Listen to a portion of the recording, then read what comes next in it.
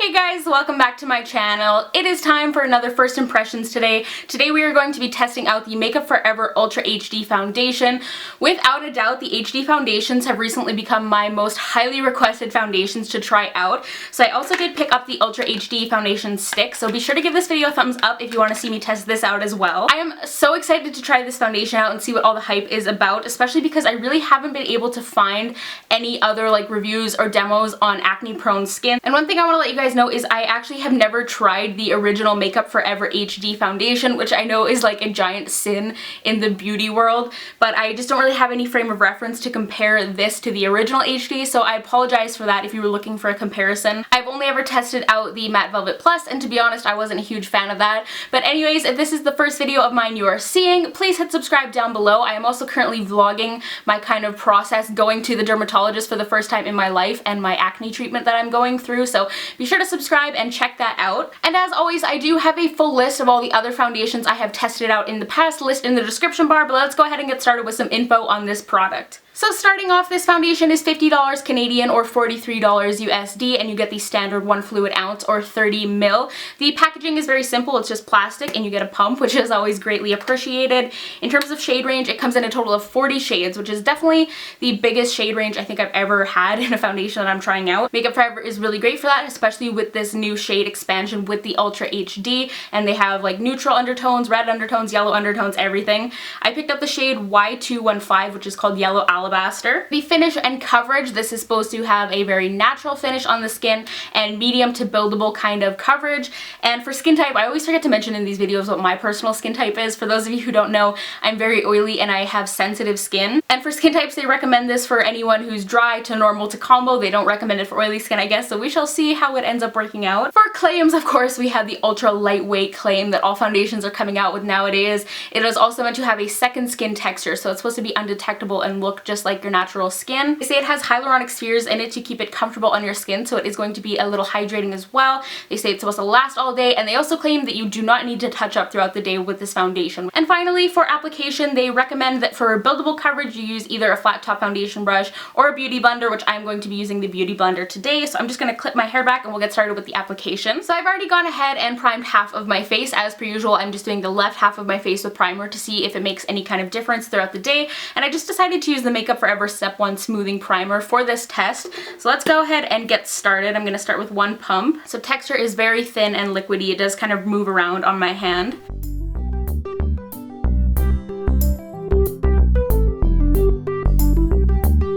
It smells kind of like paint or like nail polish.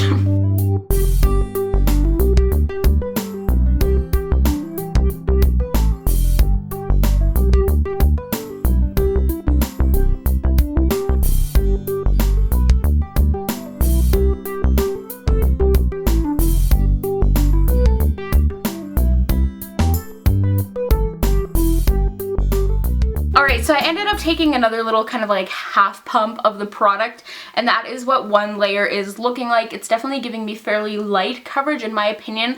I think I'm going to switch to a flat top brush and see if that gives me a little bit better coverage because I'm not in love with the way it's applying with the beauty blender. Alright, so I quickly grabbed a brush. I just grabbed a synthetic flat top brush like they recommend for applying this. I would usually use my Sigma F80, but it's dirty at the moment, so I grabbed this instead. This brush is from Coastal Scents. So I'm going to take another pump and try and build it up with the brush instead.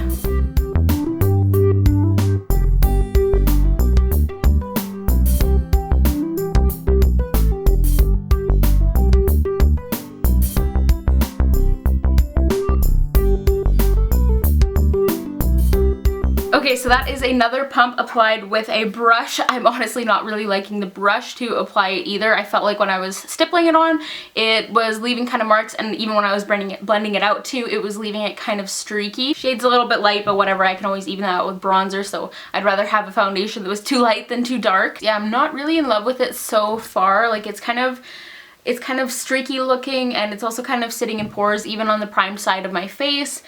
And it's not the best coverage. I would say it is probably medium coverage. You can still even see just a little bit of redness through it. I don't know if I should try and apply more or if I should try a different brush and just go ahead and blend it out. I don't want to like pile on too much product. It is fairly lightweight. I do still like feel it on my skin. The finish is okay though. The finish does look quite natural aside from it being kind of streaky. I'm gonna do a close-up though so you guys can see what I mean. Alright, so this is what it is looking like close up. Like I said, it's kind of settling into pores in this area. It's a little bit cakey looking around my mouth. I feel like it's very streaky on this side of my face, and it feels relatively sticky as well. I don't know, I think I'm gonna try and add just like a little tiny bit more just to see if I can kind of fix that streakiness and also just get like a tiny bit more coverage. So yeah, that's what I'm gonna do.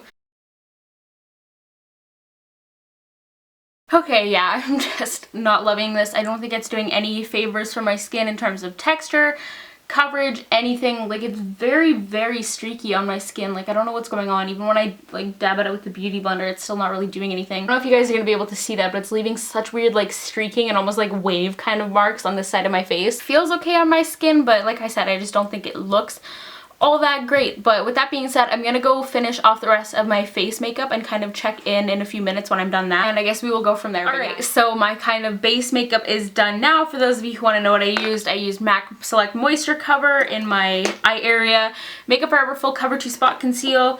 I used the NYX Contour Kit to set my concealed areas, and then I also set my face with just like a really light kind of dusting of the Makeup Forever Pro Finish Powder. It's pretty similar on the primed and unprimed side of my face. It's just not that flattering. The coverage turned out okay, and it does look a little bit better now that I've set it and everything, but it just looks kind of cakey on my skin, to be honest. It like didn't apply very evenly. It went on very streaky, like I was saying. It's already kind of like settled into these creases around my nose. It's creasing around my mouth. It's clinging to all this like all my problem areas. Basically, it's just kind of clinging onto them and making them look rough. I feel pretty light, I will give it that, and it's, I can't say it's natural because it looks kind of cakey on my skin, but yeah, I don't know. It's just kind of bleh for me, to be honest. But of course, I'm going to finish off the rest of my makeup. I'll do one close-up here, and then as per usual, I will include a close-up of myself with my makeup completely finished, and then I will be doing my check-ins throughout the day as always. It's 1:30 right now, so we will say starting time is roughly like 1 o'clock, but I will talk to you guys in my check-ins later on.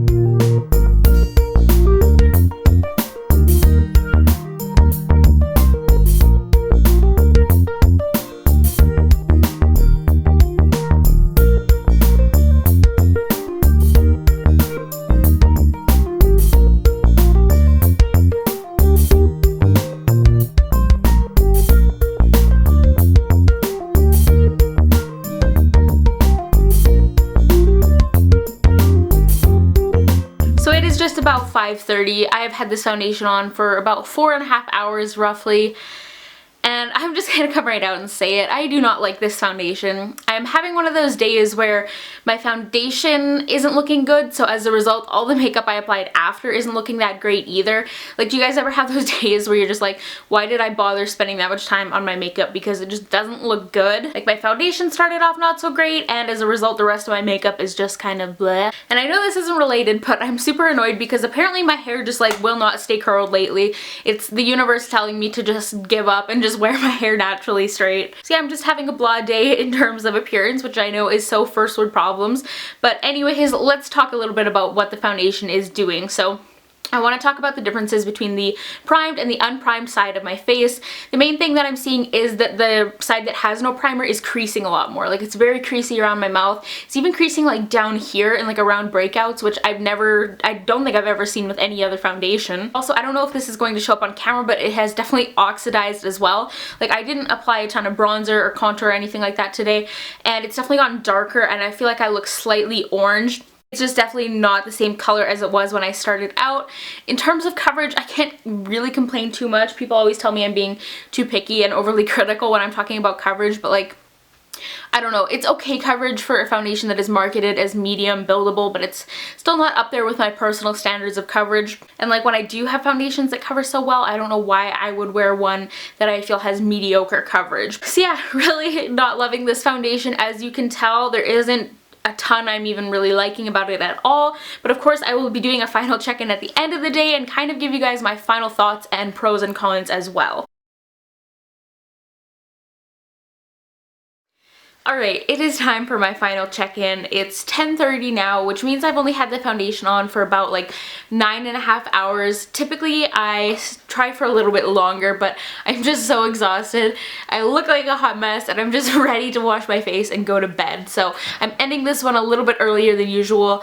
I just want to jump right into the pros and cons. So the first pro for this foundation is that yes, it ended up being very lightweight, especially now that I've had it on all day. It honestly just doesn't even really feel like I have makeup on my face.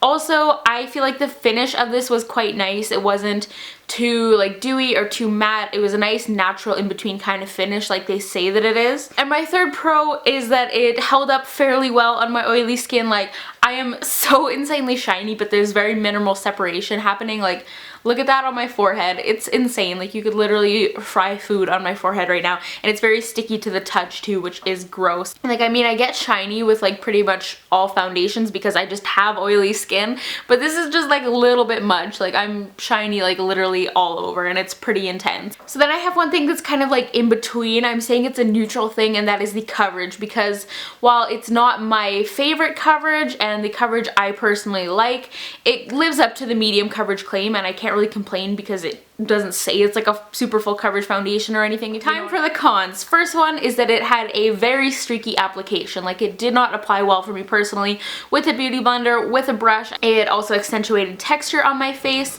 more so on the non-prime side of my face. Once again, that's the only real difference I've seen throughout the day. But even on the side with the smoothing primer, it's not doing me any favors for my skin.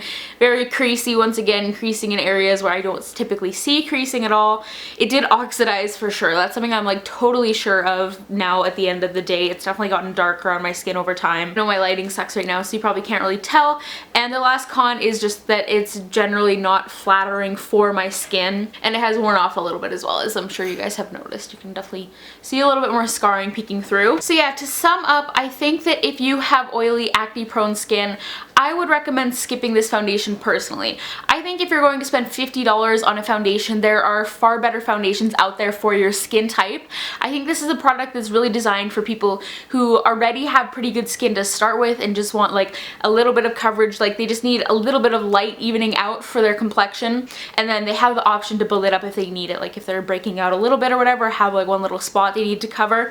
I wouldn't say it's like a bad product by any means. I can definitely see how it works for some people, but it's just not for me. It's just plain and simple. I love a lot of other Makeup Forever products, and I am quite bummed out because I did really want to love the Ultra HD foundation, but it is what it is. You know, I'm always going to be honest. I'm not going to say I love a foundation when I don't. Some people may not like that and think I'm just overly picky and overly critical, but it is what it is. Another thing too that I wanted to add is that I ended up having to use like, I think 3 pumps of foundation, which is a lot, and I know some people are going to be like, well, that's your problem, you obviously use too much, but I would rather use too much product and not like it for that reason than not like it because I'm not happy with the coverage. And that's just how much I had to use to get it to this okay level of coverage. Like, I would just way rather use half the amount of product for a foundation I like better and see better results, you know what I mean? I obviously love testing out new products, and I do it because it's honestly fun for me, but there's like a certain point when I'm trying a new foundation where it's like, if I have to work so much to make it work for me and keep trying it and stuff, it's just not worth it when there are other foundations out there that are already amazing, just like with no extra work or trouble. So yeah, hopefully my thoughts on that kind of make sense. Of course, if you are interested in trying out this foundation, try it out for yourself. I'm a big believer in just testing out products for yourself and seeing if you like them, because you never know, you might have oily and acne prone skin and absolutely love this product. It really depends. Just get a sample first if you are able to and test it out that way so it's a little bit safer. So yeah, that was my thoughts on this foundation. I hope you guys enjoyed. Once again, give this video a thumbs up if you found it helpful, and also to let me know if you want to see that first impressions on the HD stick foundation. And of course, if this is the first video of mine you are seeing or you're new to my channel, hit subscribe down below. It really makes my day, and I will talk to all of you guys in my next video. Bye guys! So today's video is going to be all about how I fake a flawless complexion while having cystic acne and redness and hyperpigmentation and large pores and just all that